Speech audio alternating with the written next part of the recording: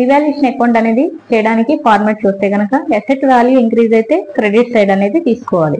Asset value increase అని మనకి ఎలా తెలుస్తుంది అంటే ల్యాండ్ అండ్ బిల్డింగ్ ఇంక్రీజ్డ్ అని ఇస్తాడు, పర్సెంటేజ్ కట్టి తీసుకోవాల్సి ఉంటుంది. లేదు అంటే అప్రిసియేట్ అనేసి ఇస్తాడు, అప్రిసియేట్ అన్నా కూడా పెరిగినట్లే కాబట్టి క్రెడిట్ సైడ్ తీసుకోండి. ఒకవేళ డిక్రీజ్ అని ఇస్తే కనుక డెబిట్ సైడ్ తీసుకోవాలి. డిప్రిసియేట్ ఫర్నిచర్ అని, డిప్రిసియేట్ ప్లాంట్ అండ్ మిషనరీ, డిప్రిసియేట్ ట్రక్ అనేసి ఈ విధంగా ఇచ్చినప్పుడు మనం డెబిట్ సైడ్ తీసుకోవాల్సి ఉంటుంది. ఆస్తి విలువ తగ్గితే డెబిట్ సైడ్, పెరిగితే క్రెడిట్ సైడ్ అనేది తీసుకోవాలి. ఇది రూల్.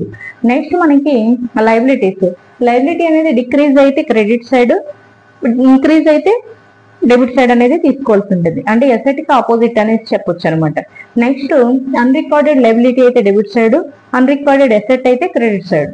ఈ విధంగా తీసుకుని టోటల్ చేసి ఎట్ ఎక్కువ ఉందో చూస్తాం. అంటే ఈ టోటల్ అంతా చేస్తే క్రెడిట్ ఎక్కువ లేకపోతే డెబిట్ ఎక్కువ అని చూసుకుని తక్కువ ఉన్న వైపు వెళ్ళి డిఫరెన్స్ అనేది రాసుకుని మనం పార్ట్నర్స్ క్యాపిటల్ అకౌంట్ అనేసి వాళ్ళకి పార్ట్నర్స్ కి షేర్ అనేది ఇవ్వాల్సి ఉంటుంది. దీన్ని మనం రీవాల్యుయేషన్ అకౌంట్ అనేసి అంటాం.